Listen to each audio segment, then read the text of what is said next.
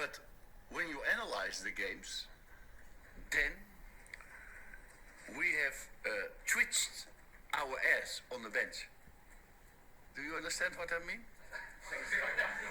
Okay, because I said to my players, I was squeezing my ass, but what was the wrong expression, because then you are doing that, and so I have twitched my ass on the bench. Good evening and welcome to episode 9 of the Southern Manx podcast by the fans for the fans. Got a bumper edition for you tonight, some excellent parts. I'm joined by the usual suspects, Mr. Mark Powell. Good evening. Orlando Correa. Evening all. And Nicky G, Nick Grant, the man himself. Hiya. And as always, Riri is our resident guest. So we're going to get straight into it tonight. I'm just going to tell you a bit about what's coming up on the show. So the first section, we're going to be talking about the game that we've just watched against Milan, the 1-1 draw, with Milan snatching an equaliser right at the end. We're then going to move on to the review of the fantastic derby game at the weekend against Manchester City. As you all know, if you listened to the last pod, we were all extremely positive about our chances in that one. And obviously that came to fruition. We're then going to move on to part 3 and preview the West Ham game. They've been going well in the league and we face them next off. And in part 4, we are going to round up with our quiz, the Carlos Quizros, United news, Premier League roundup, and also bits and pieces from our social media, including a pets section this week, which I'm sure you're all looking forward to. I can't wait for that part. Okay, let's get straight into it then, boys. So tonight against Milan, Orlando, mate, they looked well organised tonight, Milan, especially in the first half. They definitely looked the better side, and they're really unlucky not to go 1-0 up when Frank Kessie's goal was ruled out by VAR for handball. Yeah, I struggle to see the handball. Really, it's almost as if you're being told it's handball. I'm sort of saying, "Oh right, is it?" Because I'm sort of struggling to see where the handball is there. It's the faintest of handballs, if any. But I suppose if the letter of the law says it's that, it's that. As a player myself, I always would go to the ref. We've not said anything. The opposition haven't said anything, and you cannot get a better judge of a game than those people who are on the pitch immediately around you. So if nobody's asking questions about that incident, to me, that normally tells you all that you need to know.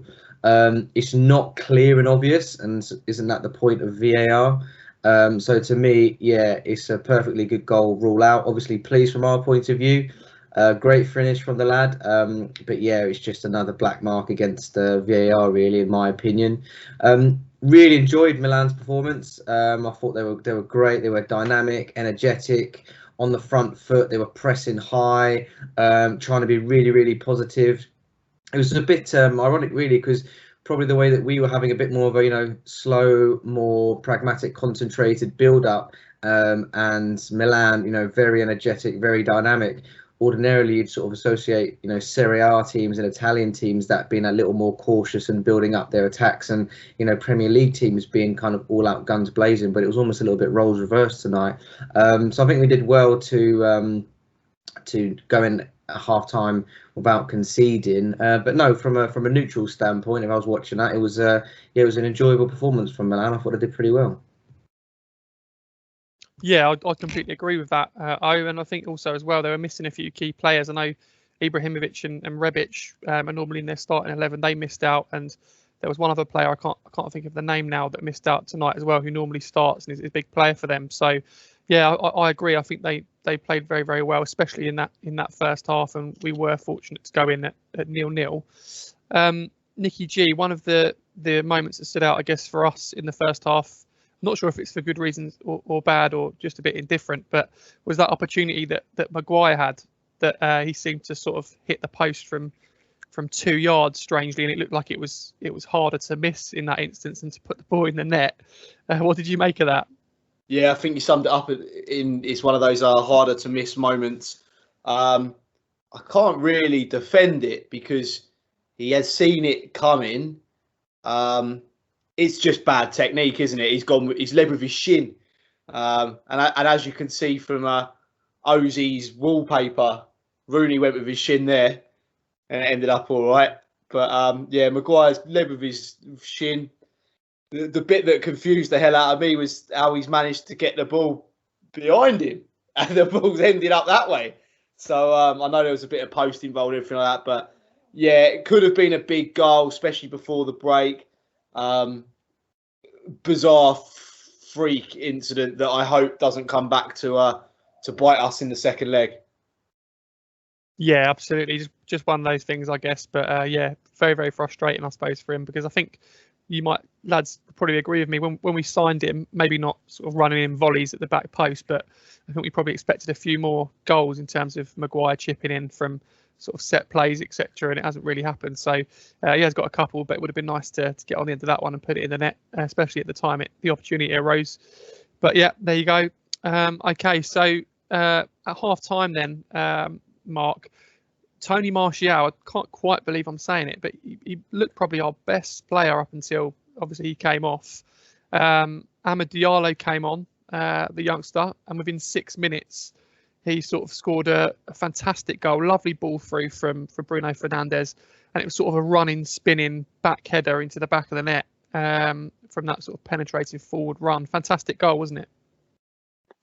Yeah, great. I mean, he looked lively. His first few touches, he was looking to get the full back. You've got to look at the confidence of the lads. You know, there was a moment, literally his first touch, straight for the full back, trying to take him on. He lost the ball, but, you know, for an 18-year-old on his, his home European debut, or did he come on against Sociedad? Can't remember.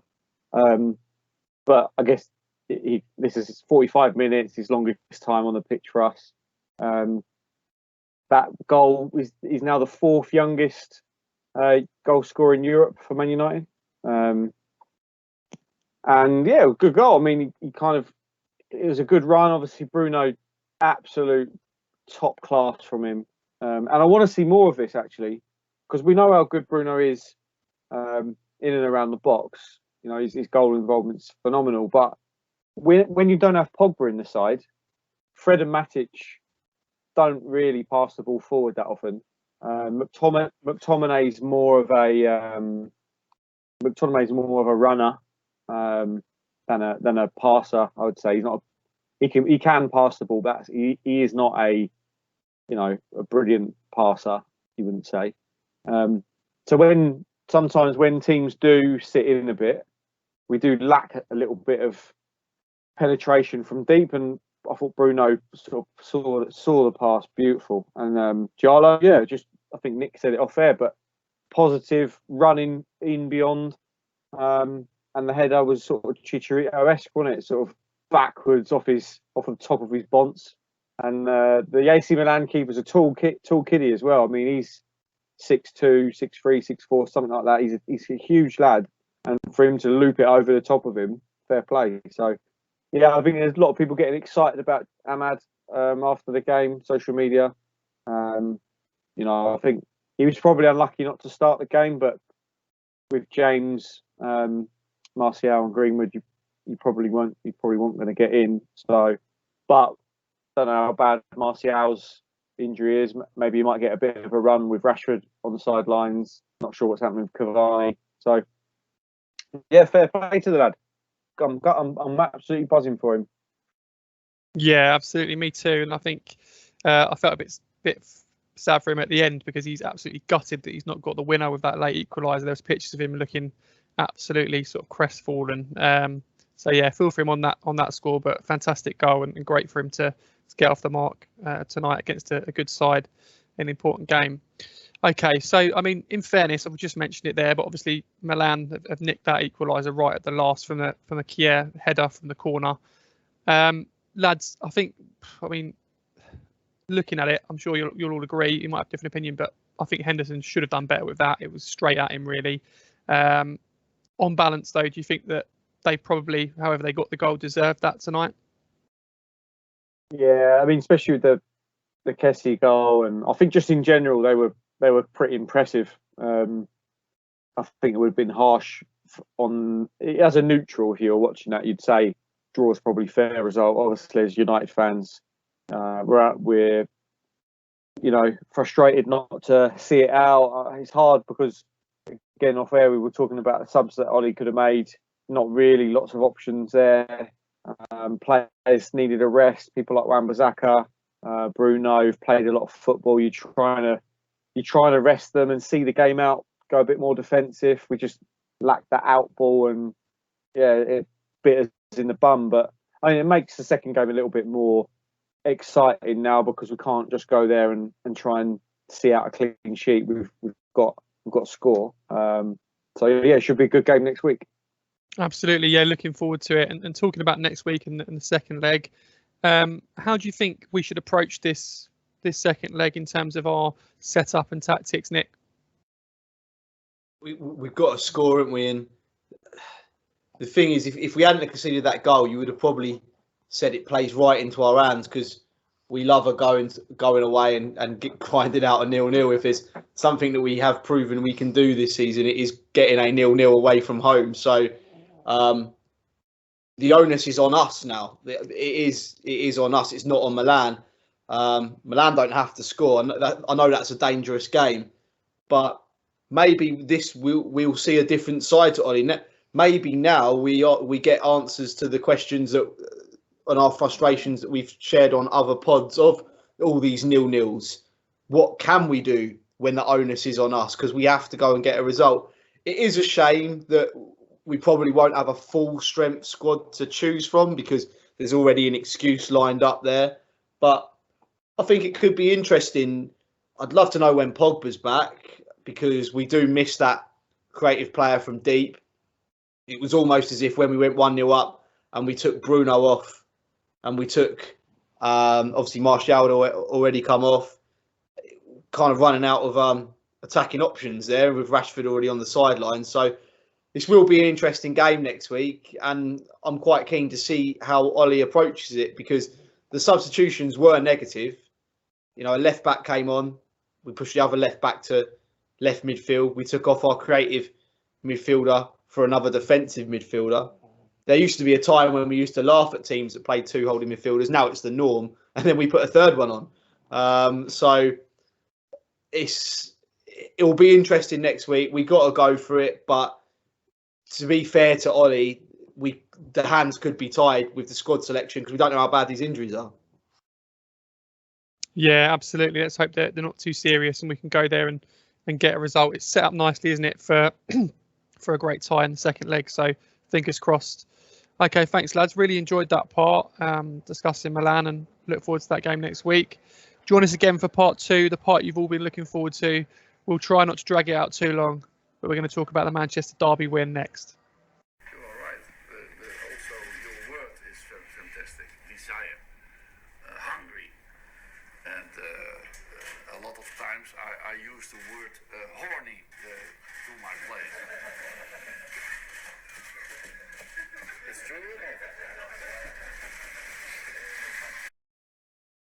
Welcome back to part 2. It's time to get stuck into the Manchester Derby win on the Southern Manx podcast, by the fans, for the fans. So, Mark, straight over to you then. Quick start. Penalty within, 38 seconds, I think it was. Anthony Martial being brought down by an overzealous Jesus. Although he didn't score, Martial, where does that rank in terms of his top United performances? One of the best? Yeah, I mean, like you say, a great start from us. We were aggressive on the front foot. And Martial, I mean, that's what you want from him. I mean, that's what we've been sort of demanding of him, this type of performance for so long. I mean, we saw a lot more of this last season.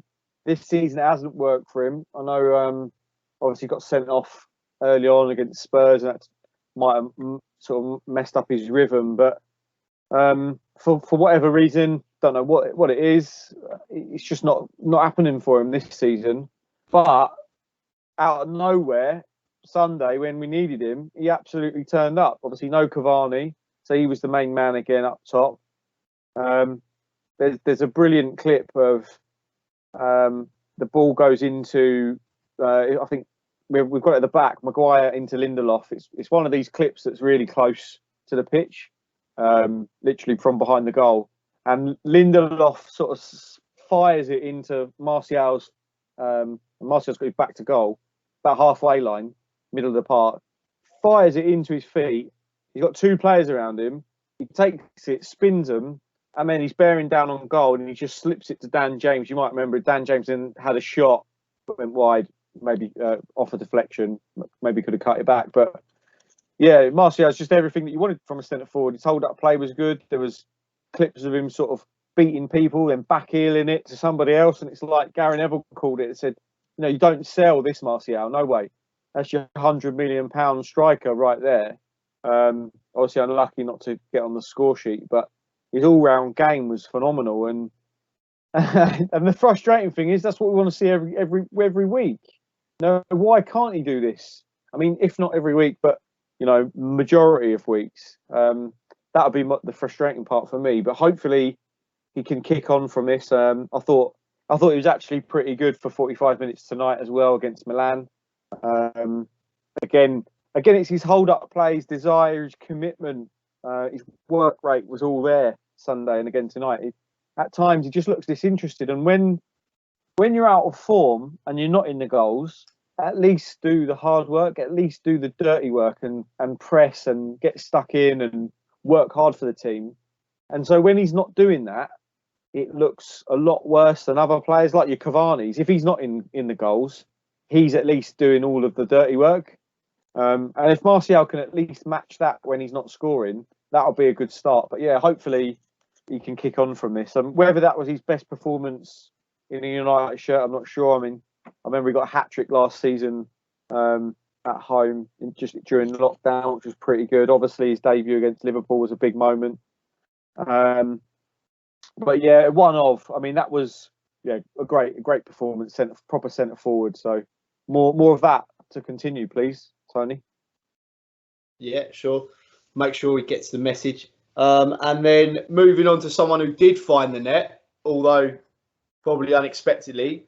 Second goal, Luke Shaw, JP. Is he now a shoo-in for Gareth Southgate's next England squad? Just how good has he been this season? You're on mute, lad. There we go. There's my one for the week. I think he has to be, Nick. Who else is in a better position, playing better in his position anywhere in the country at the minute? No one. Obviously, I think Chilwell was basically sort of the holder of that spot, wasn't he?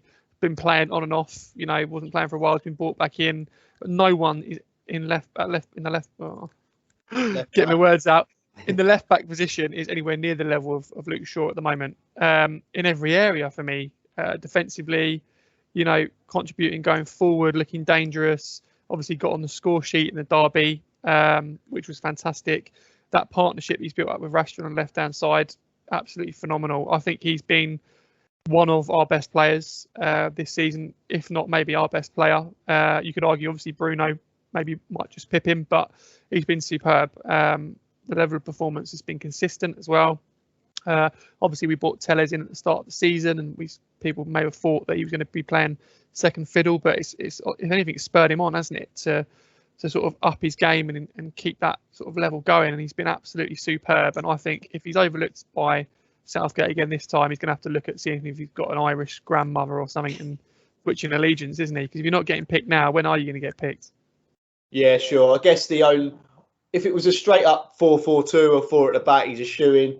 But Southgate experiments with wing backs, and then you've got people like Saka that's played there. But Luke Shaw should definitely be in that squad, because if Ainsley, I was going to call him Ainsley Harriott then, but if Ainsley Maitland-Niles gets in ahead of it, then there is a problem. But yeah, fantastic from Luke Shaw. It's great to see the resurgence of the lad. Ozzy, over to yourself then. You predicted a 4-1 loss. Just going to bring that back for the viewers. I predicted a United win, just saying. Is this a flash in the pan, do you think? And if not, how close are we? I think when all's said and done at the end of this season, we'll look back and we won't have not challenged or won the league because we lost, ground against Sheffield United, West Brom, and those Everton games. It will be because we didn't pick up enough points against the so-called top six. Obviously, City's been our first win this season. We're just having a quick look at the league table. City now on 68 points with 9 remaining league games, so still another possible 27 points. So you're probably looking at realistically mid-80s to maybe 90+ point that they're going to total up for this season. If you have a look at the points total of the league winners the last few seasons, obviously Liverpool famously won the 98 points trophy, whatever it was, coming second. City got the 100 points. So you have to start to think that that's the kind of totals you've got to be aiming for to be winning Premier Leagues at the moment. You know, high 80s, 90s. You're not going to get a season like Everton, like Leicester, where you have much lower points total. The only thing I would say is though that sort of second down to sort of 6th or 7th, that everybody's there or thereabouts in the kind of points total. So it does tell you that City are quite stand out above everybody else. So what have we got to do to catch them? I think what does City do different? Obviously they've got Guardiola. They have their style of football. But when City go and play certain fixtures, your Burnley's away, Southampton at home, fixtures that you expect them to win, they tend to win and win comfortably, 3-0, 4-0, 5-0. Once they break the back of a game, they rarely lose grasp of it. I think we are not as yet at that stage whereby we are commanding that fear factor again, or that every team is coming up and sort of setting up shop to hold against us. I think teams have always done that against City and Liverpool up until recently, where I think you can smell blood against Liverpool at the moment. And obviously they're losing games for fun, especially at home. Personnel-wise, I think we need something in the attacking third. Maybe it might be Ahmad. I think it's a lot of weight to put on young shoulders. We've spoken about the right-sided position. I think you've spoken earlier as well, Nick. We need something when Pogba's not there. The top teams, you look at your Cities, and there isn't like a number 6 in a sense, like a Fred, like a water carrier, a donkey. They can do everything. Who's their equivalent? A Gundogan, a Rodri, as somebody of that ilk that is still able to make passes forward, be positive, contribute towards the attack.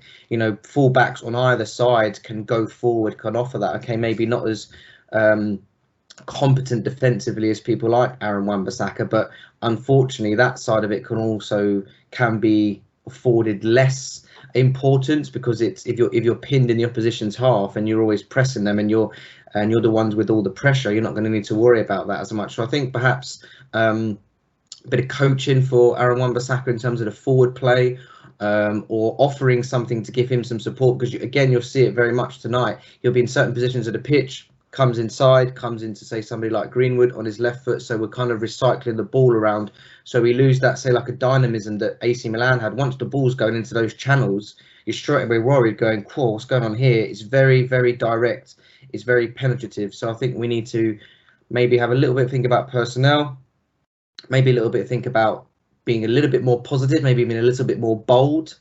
I think, is Oli going to change that? I don't know. He seems quite set in this 4-2-3-1. But the long and short of it is we need to improve our home form. Obviously, away form's been great. We need to do much better against the top 6. And we need to stay in sight of your, Liverpool, Cities, or potentially, Chelsea next season. I think they've gone 10-11 now unbeaten, so they look like they're going to be a force next season. So did I answer your question? I'm not sure. Okay, so do you think we'll be challenging for the league next season? I do, yes. How close we are, because arguably we are challenging the season because we are the ones in second, albeit 14 points adrift. But I think we will be in a similar position, but hopefully the gap will be far reduced. Yeah, okay. Well, that sounds like progress to me. So, yeah, that's the Manchester derby. All in all, great day Sunday. That's how we like to see United play. Aggressive, on the front foot, creating chances. And it's always good to get one over the noisy neighbours. We're going to move on now and start looking forward to this Sunday's game at home to David Moyes' West Ham United. The first captain is Wayne Rooney, and the second captain is Michael Carrick. And last year, the third captain was Mr. Mike Smalling. Chris, could I? Oh, Chris, sorry. Hello guys, welcome back. In this part, we're going to be looking ahead to Sunday's fixture against West Ham. So obviously we've not long finished the Milan game, and it looks like Martial is going to be a potential injury for that game, not going to be available. We're already looking at Mata, potentially Cavani, Pogba, David De Gea, Rashford, and Van der Beek. So a little bit like tonight, we don't have many options, and the team will probably pick itself. West Ham obviously not going to be able to pick Lingard, who's been doing really, really well for them. 4 goals and 2 assists in the 6 games that he's had for the Hammers, having not actually started a single Premier League game for United this season. What have you made of Lingard's contribution to West Ham this season, Mark? Yeah, brilliant. I mean, he suits their style of play. He wants to play in Bruno's position for United, and clearly that's not going to happen. He needs games. You know, he's at a point in his career where he needs to be playing football, and West Ham give him a perfect opportunity, because it's not like I think West Brom were in for him as well at the same sort of time, and that wasn't going to be a good move for him. But West Ham obviously, you know, fly in by their recent history in the top 4 or pushing for top 4. So I think it was a good move for him. It's worked out well so far. And yeah, I mean, I'm really glad for him, because it's a hard one, because right now, if you look at our squad, he could get minutes somewhere, but still not in Bruno's position, unless you move Bruno back and as part of the 2 in midfield and Lingard in the 10, but that doesn't really seem like that was going to happen. I know, obviously, Ollie was keen on him getting minutes. It's difficult when you've got someone like Juan Mata still at the club, sort of running down his contract almost. Doesn't look like at the moment. I can't see him signing a new deal. So where does that leave Lingard? Is he going to sort of have a good sort of half a season for West Ham and then come back into the fold next season when Juan Mata sort of again runs down his contract, or I don't even know where Juan Mata will be this time next season? Well, yeah, Mark, you mentioned that, because Solskjaer says here, sorry to interrupt, but because Solskjaer says here, and I quote, "I just want him to go there and enjoy himself, show how good a player is, and come back. He is a Man United player through and through." So is he really? And his contract expires in 2022. So do you realistically see a way for Lingard to either be a squad player or force himself into the team, or are we doing like we did with sort of Small Deeney and sort of putting him in the shop window to try and get a good price for him? Do you think? Probably more that one. It's a shame, because obviously he's come through the academy. He's a Man United fan. It would be a shame if he was to leave. I think it's slightly different to the Small Deeney who he signed from, obviously, Fulham a long time ago. Obviously Lingard, good friends with a lot of the players we've got currently, Pogba, your Rashfords of this world. So obviously he would be welcomed back with open arms. I really don't know what happened with him at United, other than he wasn't going to play much because of Bruno. It's the only real thing, and whether he could have found a role on the wing, maybe the right hand side. God knows. I'm really not sure what to make of the Lingard situation, other than United probably might be thinking, look, he's not going to play with Bruno around. Juan Mata is sort of Bruno's understudy. Obviously, we've already got Van der Beek not getting games as well, who've just signed for 30 odd million. So you think Lingard was not going to play much this season. Whether he would come back next year, I don't know. I guess if someone offered us 20, 30, 40 million in the summer, is that realistic?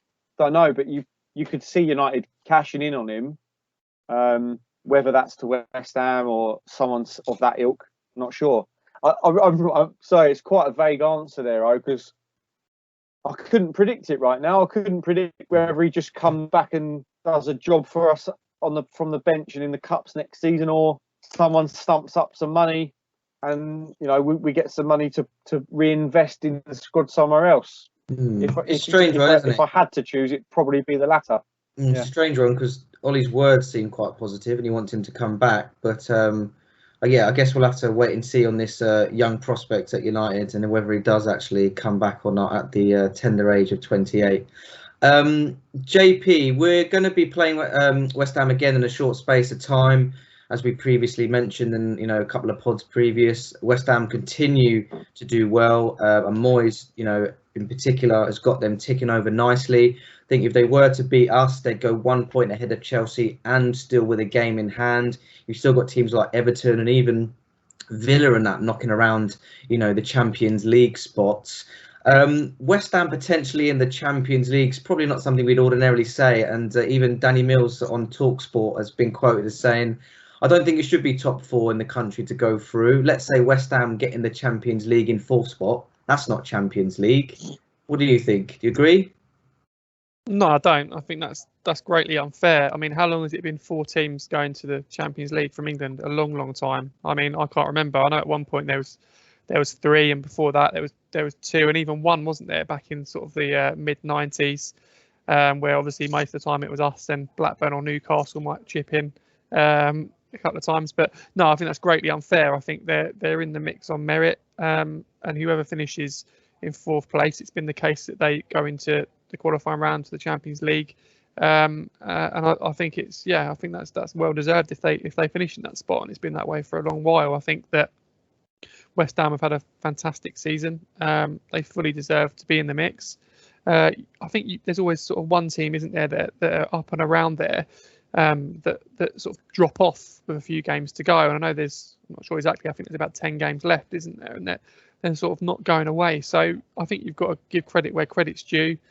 He's got them playing well, he's got them getting results, and they're in for shout on merit. And if they end up in 4th spot and go to the Champions League, then fair play to West Ham and good luck to him. I don't know what Danny Mills is on about, to be honest with you.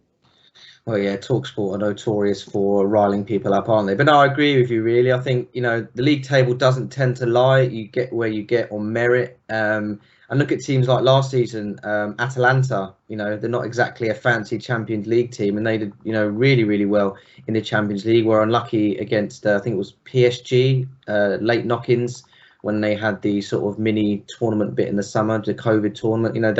They were a breath of fresh air. So no, I'd agree with you. If you get in there and you're 4th, it's well deserved, and it'd be nice, I think, to see some different teams in there now and again, as long as United are in there as well, I guess. Nick, touching on Moisey again here, not physically, but he's mentioned that Declan Rice is a £100 million plus player in his opinion, and we know that British players, and in particular English players, transferring between clubs within the Premier League always come at an extra premium. But I just wanted to just bring your attention to £100 million players, and actually for the benefit of this, and please don't quote me on the current currency rate as I don't know what it is, but even £100 million players we've had previously: Gareth Bale, Cristiano Ronaldo, Hazard, Pogba, Ousmane Dembele, Griezmann, João Felix, Philippe Coutinho, and Mbappe and Neymar at PSG. And obviously I know with inflation, etc., prices go up, but would you say that he is a £100 million plus player? And if not, how would you price him? No, he's not. Look, we touched upon this sort of last week. Who's going to have €100 million, pounds, drachma to spend in the summer? And if they are, who's sitting in their war room with their chief scouts and going, got 100 million this summer? Declan Rice. Like, it's just not. I can't see it happening. I'm just going to quickly shut the dog up. 2 seconds.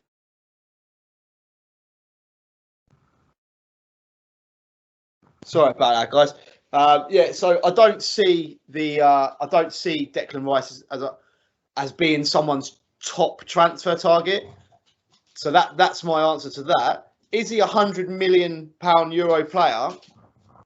Who knows anymore in this day and age? The only thing that's too expensive is what someone isn't prepared to pay.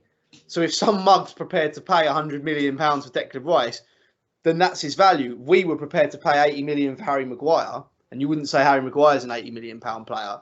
So I can see where Moyes is coming from. He's obviously going to drive a hard bargain. The owners are going to get every pound and penny and euro they can for him. Values are so crazy now. Who knows what anyone's worth? It's what you're prepared to pay or not pay, isn't it? But you've read out a list of names there. I'd be very surprised if Declan Rice adds himself to that team or to that list of players. I can't see too many teams having 100 million euros or pounds to play with in the summer anyway. If they do, it's not going to be Declan Rice. Are West Ham resigned to losing him? Therefore, they're playing a game, sort of putting the name out there to maybe get other teams thinking, oh, Rice is available. And then they put a bid in, because I know Chelsea have been heavily linked. It seems like Kante's not flavour of the month there anymore. So, I don't know. It could be a little bit of West Ham and Moisey playing the game because they know Rice is not going to be there long term. It could be a bit of, look, no one in their right mind's paying £100 million for him. Let's quote it anyway. So they price teams out of the market.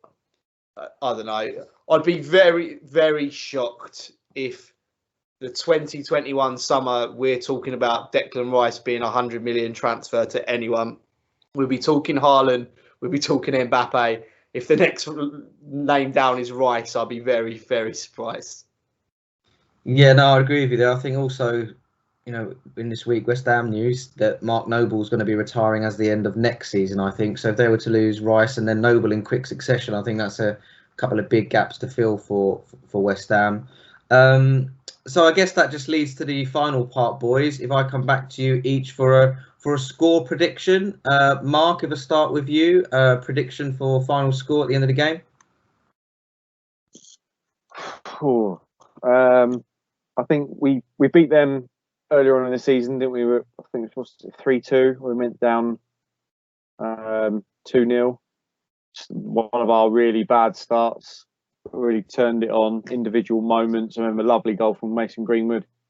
Then with the very narrow victory in the cup, very flat game, that one.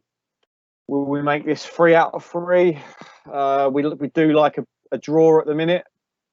I was going to say I'd be confident of keeping a clean sheet, but obviously you can see the late goal tonight. It might take that away. I think West Ham have been pretty good form. You put me on the spot here. I'm going to say we're going to follow up our victory against City in the league with another win. This will be quite a dull game, and United will win 2-1. Nick? Yeah, these are the games that worry me, because whenever we've done these pods, I've sort of led with me heart on the big games, wanting a United win. But these so-called games where you're supposed to win are the games I'm going to go with me head, and you can see a moody result here. So I'm going to go even duller than Mark, but I'm going to say 1-0 United. Take that. And last but not least, Joe? Yeah, I think it's going to be a tough game, as we sort of talked about. They're in good form. They're up there, aren't they, fighting? But I still think we'll have enough. I think we'll win the game. I was going to go 2-1, and then I was going to go 1-0. I'm going to say 3-1. Positive win, good performance, and it sort of cements us, doesn't it, a bit more in that top 4 spot or in the second position. Yeah. Ahmad hat-trick, please, isn't it? Ahmad hat-trick, all headers, yeah. all facing his own goal. Corkscrew. The bionic neck. So I suppose that just leaves me, and I'm going to go for a 4-1 West Ham, I think, again, just to make sure that means we'll win 2-0, I think, if I go with a 4-1 win. Just out of interest, boys, do you know the last time we lost in any competition to West Ham at Old Trafford? Di Canio? No, after that. Payet, FA Cup, wasn't it? Free kick. No? That was definitely lost against them in the That FA Cup. that was at theirs. Tevez, 2007, when he saved them, that 1-0 when we'd already won the league. Last day of the season. Yeah. And then we went and signed him. Sheffield United tried suing him, didn't they? That's the one. Yeah, absolutely. So yeah, a good record at home against West Ham in all competitions. So hopefully we get the win in that one. Thank you for joining us in that part, and we look forward to the quiz, Premier League roundup, and all things about pets and United. Now the fans are shouting every week, Louis van Gaal's army! Louis van Gaal's army! So also the fans are very satisfied with Louis van Gaal. Welcome back to part 4 of the Southern Manx podcast, episode 9. In this section, we will play the latest round of Carlos Quizros, our Man United quiz. Heading into this round of the quiz, I am top of the leaderboard on 7 points, followed by Orlando on 6.5, followed by Nick on 6, with Joe coming up the rear on 5 points. So we'll kick that off very shortly. Then we're going to talk a little bit about all the latest news from Old Trafford this week, some rumours about ins and outs at the end of the season, and obviously new structure to talk about as well. Then we'll round up with our Premier League roundup, and we'll cover off everything else on social media, including Pet of the Week. Right, without further ado then, let's do the quiz. This week, there is a bit of an Italian vibe to the questions. Right, so without further ado, get your pencils, pens, crayons, if you're from Liverpool, at the ready, and we'll kick it off. Question number 1. 7 players have played for both Man United and Milan. Obviously, we played Milan tonight. It's since the Premier League was formed, so played for both teams. Who are those 7 players? You get 1 point for all 7. Harsh.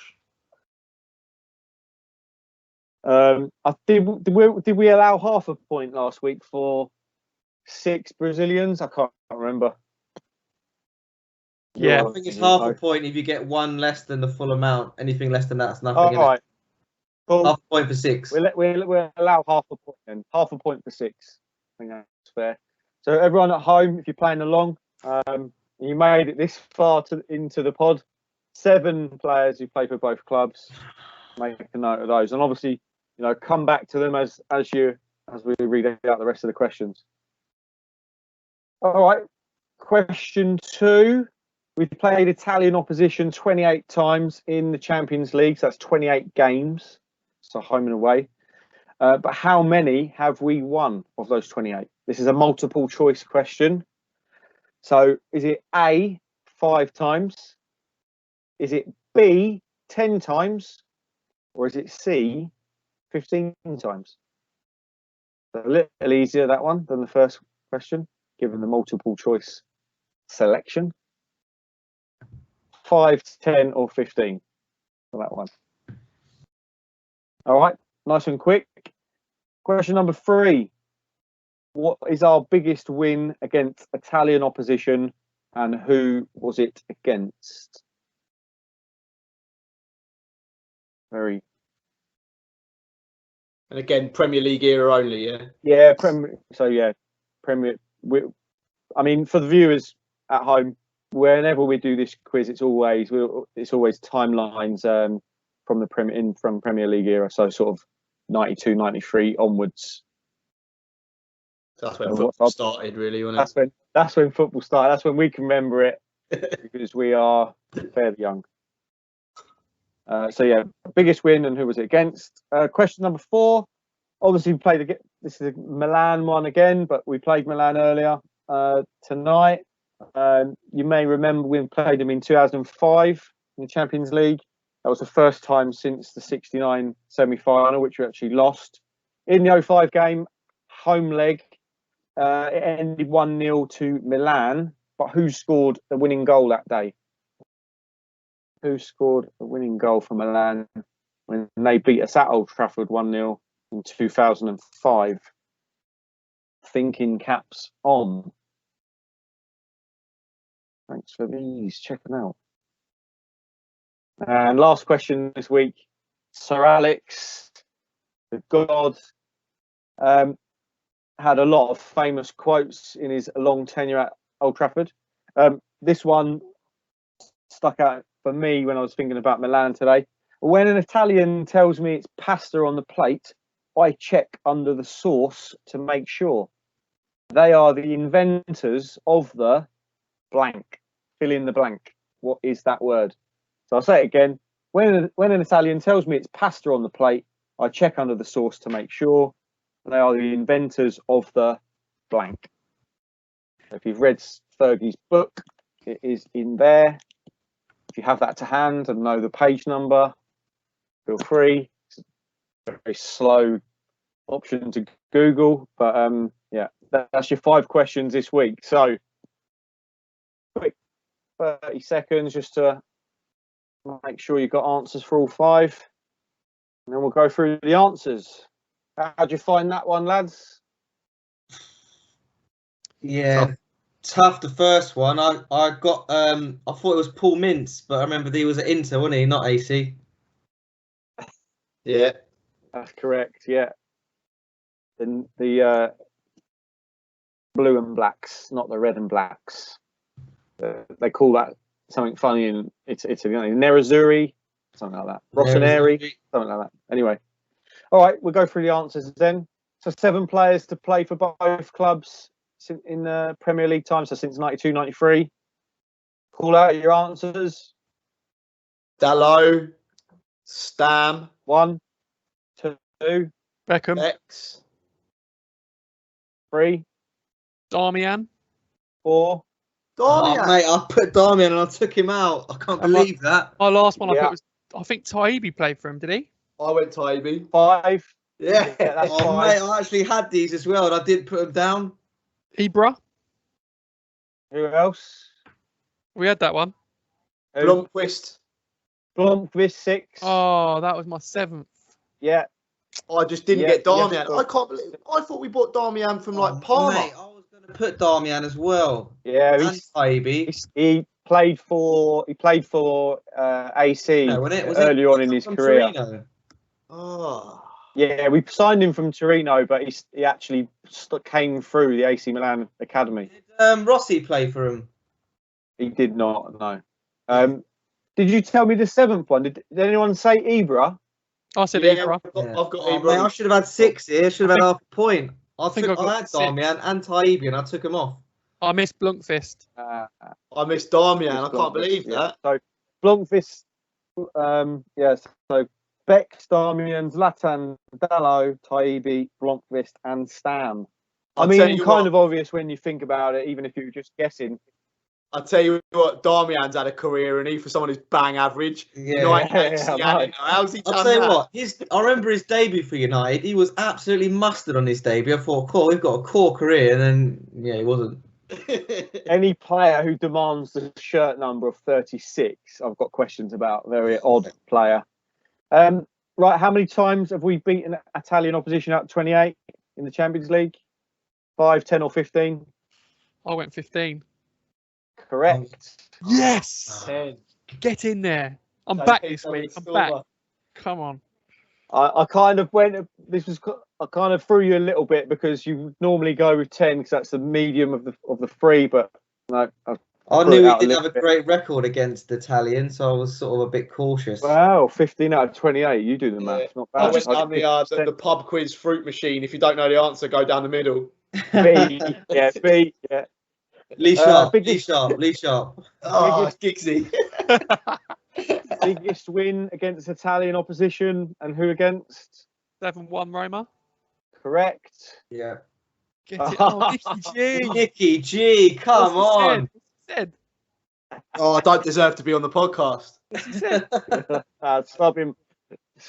Give it Giggsy to the end of the season. Alan Sub- Smith, mate. Alan Smithy. Get Darmian on. Get Darmian on. Smithy. What did he put? Mungo Jerry. No, what did you put? Nicky G. Answer. Oh, 3-0 Milan. Way off. Right. So Milan game earlier, obviously. We played him in 2005 at Old Trafford, lost 1-0. Who scored for Milan that day? Kaka. Incorrect. Oh. Inzaghi. Incorrect. Is it Seedorf? Incorrect. It was Hernan Crespo. Oh, really? Oh, they even said that on the commentary. Oh, Yeah. I've had a hair That's what I mean. These questions this week, they are slightly niche, but all the answers were there staring you in the face. here. And then the last Brought it question. up on the game. Yeah. Last question. So Sir Alex famously said Sir Alex famously said, when an Italian tells me it's pasta on the plate, I check under the sauce to make sure they are the inventors of the Flag? no. Dolmio? Yes, but no. Everyone knows that that's Mama's recipe. You'll kick When's yourself your again. Dolmio day? Yeah. Other pasta Now- sauces are available. Yeah. You might have heard this reference to a lot of our transfer business. When we're going for Thiago or Bale or Fabregas, but really it's just a smoke screen to sign Cameron Borthwick Jackson for 5 years. I've had an absolute mare here today. I should have had loads, and I've just done myself a disservice here. That was smoke screen. So we'll tot up the scores this week, and we will update the leaderboard for next week. So yeah, if you can guys just send me the scores, and I will make a note of those. Guys, anyone listening still, put your answers below in the comments. Your true answers, not your Google answers. Cool. So that was this week's quiz. Moving on. Nick, there's been quite a bit of Man United news, obviously, other than the game this week, but a couple of transfer rumours. Jan Oblak has a £100 million release clause. For some reason, we've been linked to paying that, even despite having the world's best paid goalkeeper, one of England's most promising young goalkeepers, Sergio Romero and Lee Grant, also at the club. Can you see any stability in that rumour? What's the word I'm looking for? Will that happen? No, not for me. It's funny how now the go-to number is 100 million, and it linked with this play 100 mil. So not for me, because it just feels like, I know things have changed this week with the technical director and the sporting director that we've hired and everything like that, but it just feels, especially more so in Ollie's reign, that we tend to do our homework on the players before we sign them. It's sometimes too much homework that it just doesn't go anywhere. And this one just feels a little bit left field, almost as if it's come out on the week that De Gea's not been about, and it just, they must need a goalkeeper. Lincoln with it, because he is a class act. It's not, this ain't an absolute randomer. He is a class act, but again, I keep going back to it. 100 million this summer just seems so inflated. If we wasn't prepared to spend 100 million on a bright young English prospect in Sancho, and we've still been in the pandemic for a year, where have we suddenly got 100 million for a 28-year-old goalkeeper when, as you say, we've already got other goalkeeping options? So doesn't feel legit to me, this one. The only thing I can think of is, does De Gea want a swan song back at Atletico Madrid? Is there a deal to be done there? If that's the case, it's certainly not 100 million. It's the only thing I can think of, because, again, if you're Atletico Madrid, you probably don't want De Gea unless you can offload Oblak. We don't want Oblak unless you can offload De Gea. It's the only thing I can see there, but the numbers just seem so made up, clickbait, ridiculous quotes. Yeah, fair enough. I agree with that. I would be very disappointed if we spent our war chest on another goalkeeper. Other one was Cavani. His dad's come out and said he should be fighting for trophies. I agree, but also that he's going to go to Boca Juniors. So that was a bit of a weird one. Any thoughts on that? I'm okay with it. Like, he was never going to be the long-term solution. He's obviously South American club. As much as we've liked and enjoyed his performances, what is he on? 4 or 5 goals? You know, so I'm happy to lose a striker who scored 4 or 5 goals this season, who's not the long-term option. The issue will come in the summer. I think we're looking at Rashford having an operation on his shoulder. Yeah, shoulder. After the Euros. Yeah. So that will obviously rule him out of the opening parts of next season. So your gut feel is Martial to go on the left, hopefully, or unless he sticks with James on the left and Martial as the number 9. I really hope not. So Martial on the left, which would open up the slot, if you will, for a new number 9 to come in. So I wouldn't lose any sleep about Cavani leaving or what his dad says. There's only so much trophies to go around. We're still in the FA Cup. We're still in the Europa League, and we're the second best team in England. So there's not much more we can offer him. I'm pretty sure he's earning a nice wage as well while he's here. So if that's not good enough for him, I wouldn't lose any sleep. He ain't getting any younger, and he's banged in 4 or 5 goals for us. So yeah, he can go. Yeah, fair enough. And then the final point for you, Nick. Obviously, some changes structurally at the club this week. Darren Fletcher brought back in as a director role. We've now finally, I mean, it's called football director or direct. It's not quite director of football. It's an internal promotion for John Murtog, I think his name is, or Murto. Been at the club for a while. Any thoughts on kind of those changes? Does it tick the boxes that you think the fans have been asking for all this time around getting better at transfer business and all that stuff? The proof will be in the next window. I'm not fussed about director of footballs or sporting directors. I mean, in the 90s, the director of football always seemed to be David Pleat, and then he seemed to get the job when the manager got sacked. So the director of football role is obviously, things have changed over the last 20 years from when it's, you know, it went through, you know, who was the one at Chelsea, that Frank Arneson, and then they started getting Comolli at Liverpool, and I think he had a spell at Spurs. So did Arneson. They seem to then become more of a focus than the manager at some point. As long as they all work together as a team, and the last thing you want is rumours coming out of he wasn't my player, he was Fletcher's player, he was Murta's player, he was Ollie's player. As long as they have got a plan for the club, then I don't really care who's there. Like, if Ollie comes out and says, I'm sticking with Henderson as my number 1, I'm not buying a goalkeeper, then you back the manager. Okay, Ollie said that, I'm going with that. It's the same if he says, right, I've got my faith in Lindelof, I've got my faith in Bailly.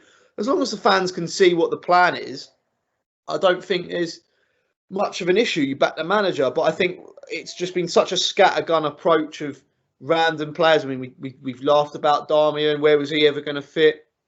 Flynn, Schneiderlin, Schweinsteiger.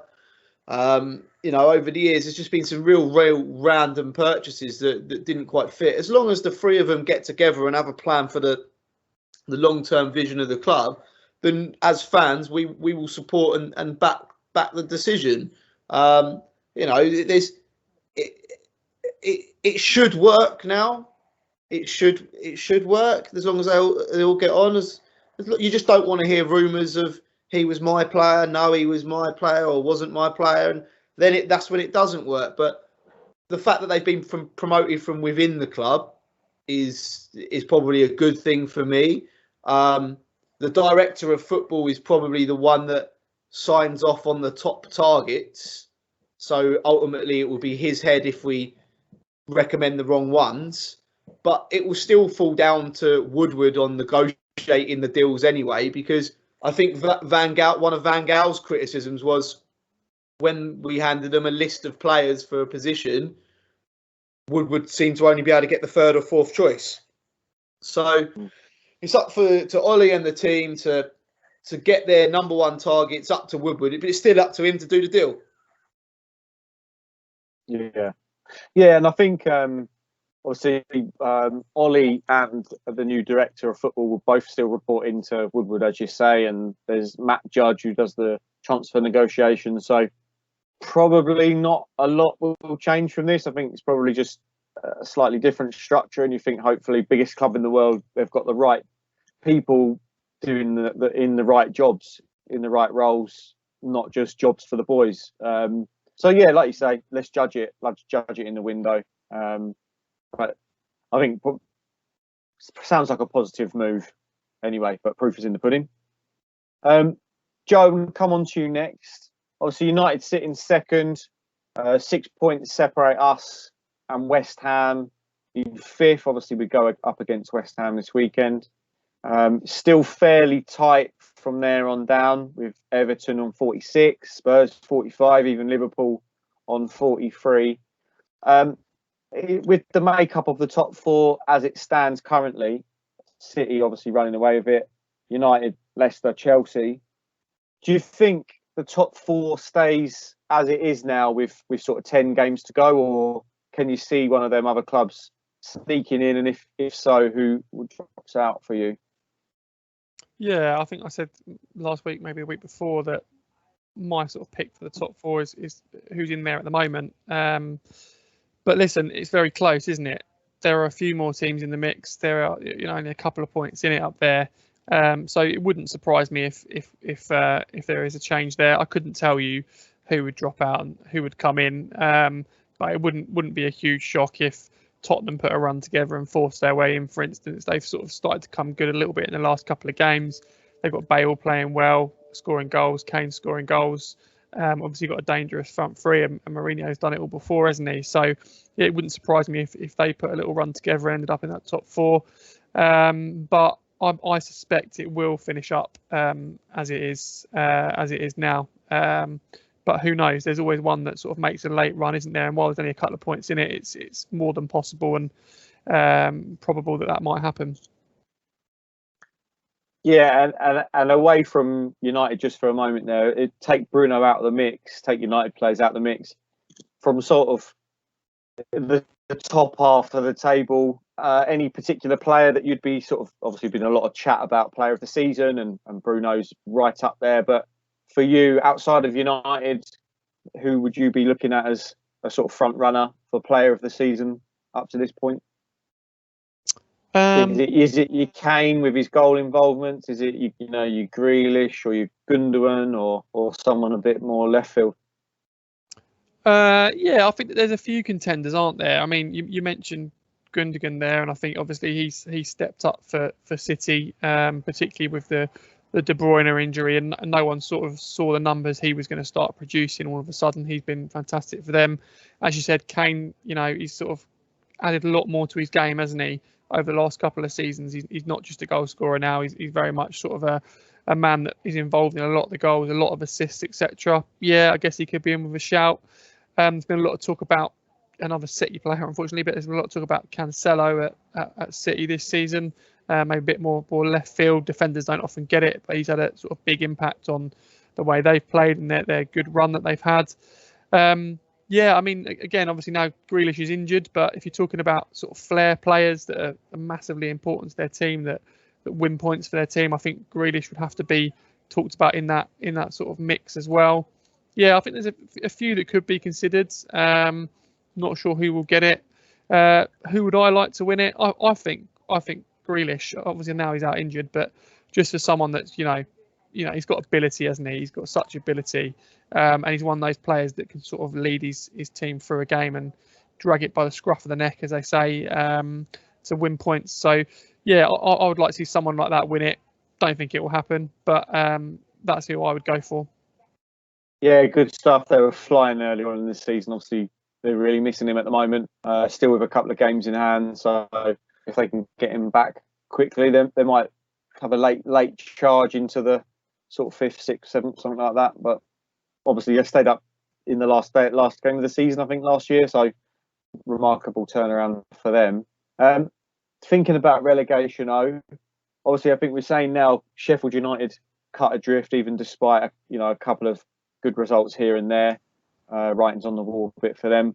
West Brom, again, similar, a couple of decent results. Point with us, they won as well recently. But again, looks like too big a gap to close. It's really tightened up now there between Fulham in 18th on 26, Brighton now 17th on 26, and also Newcastle slowly getting dragged into it as well on 27 in 16th. Obviously Fulham, I've been impressed with them recently, beat the old enemy at Anfield on Sunday. I thought they were unlucky against Spurs as well last week. Do you think they can nick and get into 17th and get safe this season, or do you think the bottom three will stay as is? Yeah, I mean, I don't read too much into that result at Anfield. Everybody wins at Anfield these days, so you can't read too much into that. But yeah, I actually think Burnley are in the mix as well now. Burnley on 30 points. Just having a quick look at the kind of fixtures coming up. They've all got really, really tough fixtures, really, really tough run-ins. There isn't really one when you're looking ahead, you go, oh, they seem to have, a decent run-in. One thing which could be critical is that the last game of the season, Fulham versus Newcastle, last game of the season, and obviously as it currently stands, there's only a point between them. Newcastle 1 point above Fulham, but with a game in hand. I fear for Brighton. I think they've got something like 2 points out of their last 18, and of their remaining games, the only points I can see them potentially getting, they're away at Southampton, obviously a South Coast clash. Then they've got Newcastle, and they've also got Sheffield United later in April, but they've still got to go to United. They still host Everton. They've got to go to Chelsea. They've got Leeds, Wolves, West Ham, City, Arsenal. Of those remaining sort of 9-10 games, where are the points going to come from? Fulham similarly. They've got City, Leeds, Chelsea, Arsenal, Man United. Again, nothing easy for them. Burnley, again, similarly. They all seem to have sort of the same sort of fixtures, really. United, Everton, Liverpool, Leeds, West Ham. So I still think it's going to be very, very open, very, very difficult. But I fear for Brighton, to be honest with you. They're not in any really good form at all. I agree with you. I like the way Fulham plays. I think they always try to go about it the right way. I like Scott Parker, I like the way he conducts himself. Said it previously, Newcastle are a championship side, punching above their weight. Burnley aren't much better, to be fair. So yeah, West Ham, Sheffield United. West Brom, Sheffield United, pretty much done and dusted. I would like to see Fulham stay up. I think it will be Brighton that go down, but it will be tight, and it could go down potentially to the last games or games of the season. Fulham, Newcastle, last game of the season. Brighton, their last two games are Man City and Arsenal. Fulham, as we mentioned, are hosting Newcastle, and Burnley's last two games, they've got Liverpool, and then they've got Sheffield United. So yeah, it'll be interesting. It'd be nice if it goes to the last day of the season to make it a bit more interesting. But yeah, it's still all to play for down there, if you ask me. Yeah, I think if some of those teams can sort of match the results of the other teams until they go head to head and clinch it there, sort of all or nothing, winner takes all kind of vibe, that could be the difference in as you discussed there. Similar question that I asked to Joe. Looking at the sort of bottom half of the table, I mean, discount Arsenal because, well, they're 10th, so 11th down. If there was a player that you could sort of pick up in the transfer window this season from sort of the bottom half, who would be top of the list out of some of them teams? So you've got teams like Leeds, Wolves, Palace, Southampton, Burnley, Newcastle, Brighton, and then obviously the bottom three that we just discussed. Is there a standout player for you who's really stood out for them clubs this season? Obviously won't get the plaudits for player of the season because of their league position. But yeah, anyone that stood out particularly that you think United should go in for? I'm not necessarily sure that United should go in for, but players that have kind of caught the eye. I think certainly for Leeds, Rafinha's done well this season. I think Leeds are very much the sum of its parts rather than its individual pieces. You could probably pick one or two out of that maybe perform a little bit better than the others. Phillips, for example, obviously he's had his England call up. Wolves, Pedro Neto's come in this season. It's been quite exciting.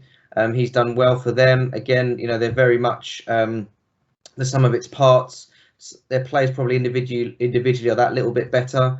I wouldn't mind somebody in the ilk maybe of a Ruben Neves or somebody like that, or somebody like a Moutinho is far too old. But that, like I mentioned earlier in the pod, like you had players like your Rodris and your Gundogans and your kind of ball playing number sixes. I think we'd like to have that kind of player really more in our midfield to dovetail with your Pogbas and your Fernandes, because Fred and Matic and McTominay don't really offer that. Off the top of my head, I can't really see much else. Obviously, Ings has done well this season at Southampton, but hasn't really done much more than that. Ward-Prowse has always been a player that I've enjoyed. I think it's good to watch, good technically, obviously dead ball specialist. But if I was really pushed, I would probably look at spending 40 million on Joel Linton from Newcastle. I think that's got to be the safe bet. Good stuff. We're just making sure you're still awake, listeners. Nick G, were you going to add something there? You look like you were primed to say, Sanderberg or something weird like that. No, although Sanderberg a couple of football managers ago was a wonder kid, but no, I was actually going to say Danny Ings and where would Southampton, not for United, but just where would Southampton be without Danny Ings' goals, considering they were top of the league in November? I mean, it shows how much their decline has been. But yeah, I mentioned Danny Ings. I just thought he was probably deserved of a shout. And why not for United, Danny Ings? He scored, 15 league goals last season, done well again this season. Obviously, got an injury. We need a number 9. We could pick him up on the cheap. His contract's running out. Why not? Yeah, why not? Why not? That's all you can really say about that. I mean, it's doable. It makes sense. It won't happen, but it could happen. It's the thing is now with signings like that, they don't appease the fans, and it's not a big name. Yeah, the transfer window now is all about deadline day and Jim White and his gold tie and people turning up at the grounds with a potato and stuff and other objects. That's the deadline day. But yeah, you're right. There's no harm in looking at a Danny Ings, but it wouldn't appease the fans. No. I think just picking up on your point, I think Pedro Neto is an absolute worldie. I think he's going to be really good. I think he's only 20. Obviously, I don't think he's on our radar with the Ahmad signing and Greenwood and Rashford and Shortieri and even the Sancho rumours last season. We've not really been linked to him. There is a little bit more links to the Rafinha deal, but we'll have to wait and see to the summer and when silly season really starts. Joe? Yeah, I was just going to add to that. I don't know. We're talking about obviously a possible needing a centre forward for next season. I know he's been out injured a lot of the season, but the lad Jimenez at Wolves obviously was fantastic last season, and he could be a shout for us as a potential sort of answer to that number 9 spot. Sorry, Joe, my network dropped out a little bit there. What was the player name? That's all right, mate. Raul Jimenez at Wolves. I know he's been out injured. Jimenez. But yeah, he could be a shout for that centre forward position. I think he's got everything. He's good in the air. He's strong. He can finish. He can hold the ball up well. So yeah, he could be a shout. Yeah, I really like him. I think his transfer fee for his age would be a bit of a stickler. I think that would probably turn us off. But if he propelled us to the league title through his goals, it's money well spent, isn't it? But yeah. We'll have to wait and see from that one. All right, lads, that was a good chat. We're just going to round up very quickly with the social media roundup this week, and interesting topic discussed with some of the followers today around pets and whether you have any pets named after Man United players. Now, loosely, I've got 2 dogs. One's called Ruud after Ruud van Nistelrooy, and one's called Fred.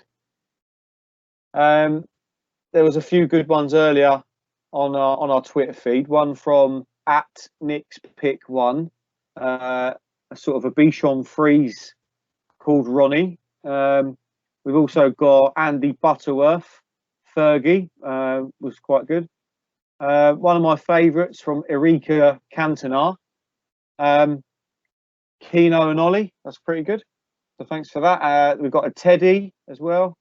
And one that I really liked, it was sort of a golden retriever or Labrador, blonde Labrador, called Jemba. And they put hashtag so good, they named him twice. So, yeah, Nice. love all that. So, yeah, I mean, send us your pets, United players. We'd love to see that. But no, I mean, it's a bit tongue-in-cheek, but obviously we really enjoy the interaction. And we got some comments about the podcast last week. So hopefully you've enjoyed it this week. Joe, were you going to say that you've got a budgerigar named Edward Wood or something else like that? No, sorry, mate. I didn't put my hand down. Bad etiquette there. Apologies. That's a shame. That's a shame. So one mute from you this week, one hand raised. Surely deducted yeah, points yeah. on the quiz, isn't it? 2 faux pas in one's pod. That's a good point. That's a good point. Right. If we're going back, if we're doing that retrospectively, I'm having that point for the twins, Raphael and Fabio. Still not To be forgotten fair, that. I had a hand up faux pas last week, so I might just go on mute again, to be fair. Good stuff. All right. Well, I mean, like we were saying to the lads off air, we really enjoyed recording a pod, especially lockdown. It's a nice social event. Obviously, have a couple of beers and just have a chinwag over United. We hope you've enjoyed this latest edition. We go into the weekend's game against West Ham. Hopefully, we go and get 3 points, and then follow that up with the second leg against Milan next week. And we'll be sitting pretty in our podcast on the back of 2 wins, and probably we've signed Sancho, Haaland, Mbappe, Hulk, Gareth Bale, Ronaldinho. So yeah, brilliant. That's been Southern Manx, episode 9 by the fans for the fans. So thank you. I've been Mark, and also we've had Nick, Orlando, and JP, our Chelmsford correspondent. So thank you guys. See you next week. Cheers, guys. Thanks, guys. I think the first half we played like Queens Park Racers played, and that's not good. Queens Park Racers